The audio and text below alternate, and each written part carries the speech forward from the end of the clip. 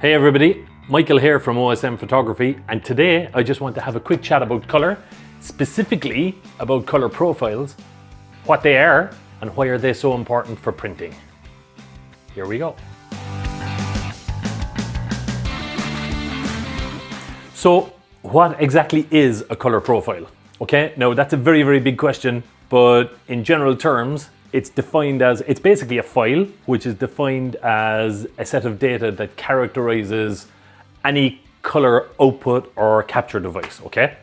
What does that mean? A color capture device is your camera, for example, and a color output device would be your display, your monitor, or when you print, you are outputting something in color. So your printer is a color output device, okay?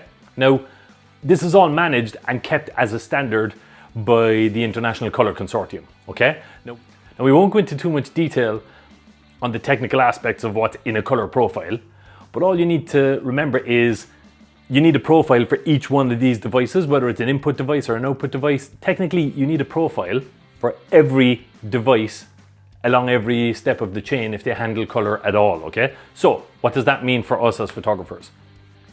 Some information needs to be passed from the capture device to the display device or the output device to tell it how to display the colors accurately, okay? And most of you are probably familiar with calibrating your monitors and having a monitor profile, all right?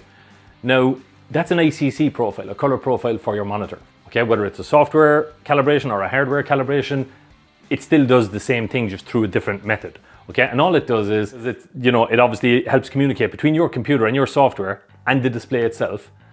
So it's a way of translating the color from the file so that it's displayed accurately on your screen, okay? So when you calibrate your monitor, what you're doing is you're basically telling, if it's a software calibration, you're telling your graphics card to adjust the colors so the display looks exactly like the image should look. And if it's a hardware calibration, that's all happening inside your display, okay? It's just so that it displays the colors accurately as they are in the original file. So then when it comes to printing, you're sending it to an entirely different device. You're taking your color image or your black and white image or your tinted image or whatever, it doesn't matter, it's all the same. You're taking an image that has a set of colors in it, and you need to make sure that that gets reproduced as accurately as possible on the print. What's important is that your printer reproduces and mixes all the ink, okay, to reproduce that image with all the same colors that exist in your file, okay? So the first step is to make sure you're seeing the image accurately. So therefore, you have a calibrated monitor with an accurate ICC color profile, all right? So when you open an image, the monitor displays it accurately and truthfully to you, okay? Then when you do send it to print, you need to pick a color profile. When you're in your software, when you're printing, you pick an ICC color profile which tells your computer what printer you're using, what ink you're using, and what paper surface you're printing on, okay? And that color profile will contain the color information data to tell your printing software, in my case Photoshop, I usually print from Photoshop, but it'll tell my printing software what it needs to do when sending the file to the printer and what instructions it needs to give to make sure the colors are mixed accurately and the image is represented accurately on the page, okay? Now, that's a slightly oversimplified explanation without getting into too much technicalities about what's in the profiles. So basically, the color profile is almost like a translation file, okay? It's a file that contains information about where the image is going to and how that destination device manages and reproduces color, okay? So that your software can make any adjustments required so that they both speak the same language, okay? It translates color from one device to another. Just a quick note on profiles.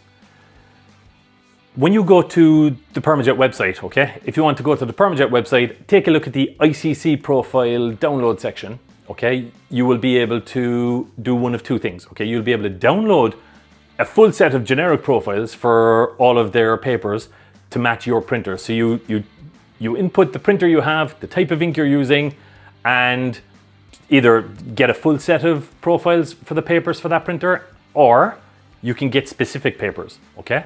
So you might only want to download the profile for one paper, or you might download a full set of profiles. Now those are what are called generic profiles. And I have to say, my experience down through the years is that PermaJet's generic profiles are absolutely bang on, okay? And I know they put a lot of time and effort into the profiles. With some paper types out in the world, profiles are almost like, yeah, we need to do profiles as well to supply, etc., blah, blah, blah. But with PermaJet, they put meticulous care into getting the profiles correct, okay? And I've seen that consistently over the years.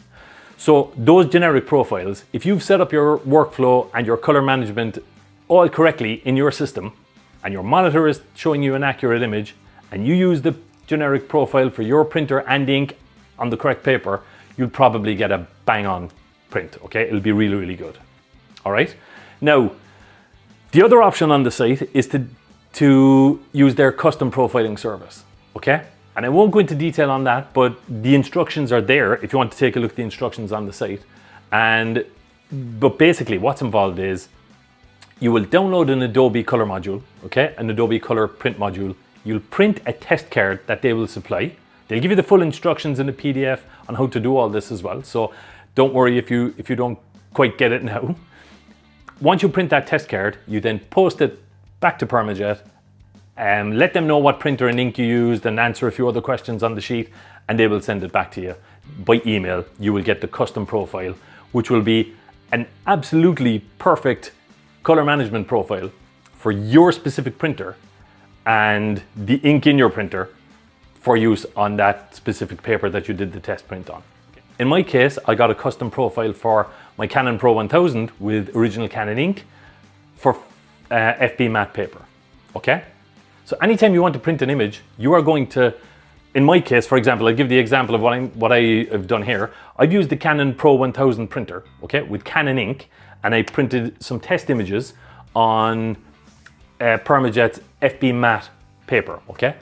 Lovely paper, and the reason I chose that paper is because I like the FB matte paper for a start, but also it's being matte, it's easier for me to be able to see and maybe photograph differences without having any distraction like reflections from gloss surfaces, etc. Okay? So when you're making a print, you need a profile which contains the color information about how your printer and that ink on that paper will behave when you print an image. Okay? So that Photoshop, or whichever software you're using, knows what's going to happen when it sends the image to the printer, and then Photoshop will color manage the images. Okay? And that makes sure that the ink is mixed correctly and in the right amount, and everything will be accurate and your image will look exactly like it was on screen. People sometimes confuse the profile with the media type, okay? So I'll give you an example. When you are printing your images and you go to Photoshop and you go File Print, okay? It's there that you select the profile. So you might select the PermaJet profile for Museum Heritage 310 or for, in this case, FB matte paper, okay? In the printer driver then, you have to select the media type you're printing on, okay? Whether it's a fine art paper or a heavyweight fine art paper or a semi-gloss paper or a premium semi-gloss paper or a luster paper. These are the types and categories of papers where the color profile manages the color mix and the color translation and gets that all accurate. What the media type does is it will determine how much ink needs to be applied to the paper. So how thick a layer of ink, whether it applies a lot of ink or less ink, okay? And that can also have a big impact. Okay, to illustrate the importance of color profiles, I've printed the same image 5 times on the same paper, FB matte, PermaJet's FB matte paper, and each time I selected different profiles to illustrate the difference that would make, okay? So what I've done is I've made a few test prints or example prints, sample prints, there's the word, of what happens when you pick the correct generic profile, for example, or when you pick the specific custom profile, or if you allow your printer to manage the colors, and then what happens if you have the wrong profile entirely, and if you have the wrong profile and media type, okay? So we can see the difference between all those images and what happens. Now, When would you need a custom profile? Okay, as I just mentioned, the generic profiles are absolutely brilliant. So if you set up your color management perfectly, in a perfect world, you don't need a custom profile. All right, but it's great to have the service there because there may be variation between individual printer and individual printer within the same model of the range. Okay, so my Pro 1000, because there are so many, like all the digital stuff I'm sure is all the same, but there are going to be tolerances in mechanical parts, etc. And even though these days that's less and less, there are going to be slight variations from printer model to printer model. And as printers age, they start to behave a little differently, etc., etc. So as time goes on, you might want to get a custom profile and that puts your printer back to full accuracy again. I mean, just to make sure your prints are as good as they were from day one, okay? Now, the other issue is, in the past, there probably have been times when there were variations between batches of ink, etc. And again, there's less and less of that happening. But if you find yourself in a situation where the generic profiles, you've got everything set up correctly, your prints are good, okay? But you have a slight mismatch in the colors in your prints on maybe a specific paper or on all the papers, but you can get a custom profile, okay? But what I don't advise people to do is, I'm going to go into printing my images now. The first thing I'm going to do is make sure I get custom profiles. No, because the 90% or the 99% is getting your workflow, your color management and your workflow right, so that you can see an accurate representation on screen and that you are passing that through to the printer, and using the generic profiles, you should be extremely close, if not 100% perfect, okay? And it's only to get that extra little percent that may or may not even be there is why you would need a custom profile, okay?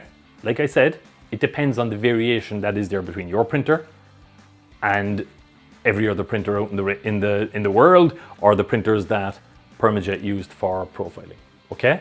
So just bear that in mind. Custom profiles are a little refinement. They're not the difference between good color management and bad color management, okay? So is there a harm using custom profiles if you want to? No, not at all, but just make sure you've got your color management right first, okay?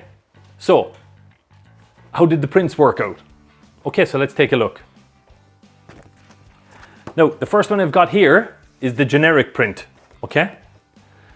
And this one is pretty much bang on, okay?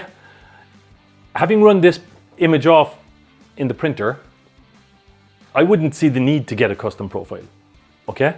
Being totally honest. I mean, it's absolutely bang on. This looks just like my image on screen, okay?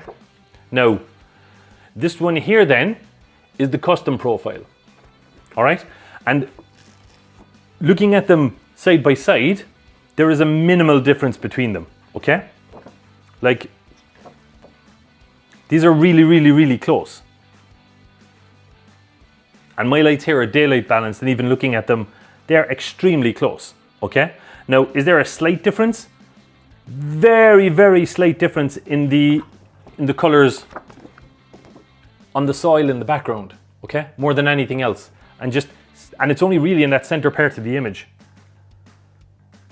So there is an improvement, but I'm not sure, like, this is going to be difficult to photograph and to show you the difference, okay? I'm not sure how visible this is going to be. It's definitely not going to be visible on the video over YouTube, but I will take accurate pictures and see if it comes across, okay? The next thing that I printed was the same image on the same paper again, remember? And this is just using the printer color management, okay? Now, this one has a big difference. Like, this one is quite different, all right? This is where, instead of selecting Photoshop manages colors, I selected printer manages colors, okay? And what that does is, it basically, allows your driver to decide, when you pick the media type, the driver will pick the color profile for the closest Canon paper then, okay? Because I'm using a Canon printer. So the driver is basically saying, they're using a heavyweight fine art paper, so we're gonna run that with a profile of our heavyweight fine art paper types or whatever, okay? Now, the big difference on this is it's a teeny bit warmer, okay, than the other two. And the highlights are a little duller on the soil, okay? That seems to be where a lot of the difference is showing. And specifically behind the people on the table, the contrast is a little flatter, okay? Because the highlights are a little duller on the soil. Also in the shadow areas, any of the detail, they're not quite highlights, but the detail in the shadow areas are more subdued and it's getting a little murky in the shadows, okay? But again, depending on how different the Canon paper that the printer selects, or the printer driver selects a profile for, just to try and match up your media type, depending how different that is from the actual paper you're using and how different the ICC profiles would be, that'll vary how much of a difference you see in the print, okay?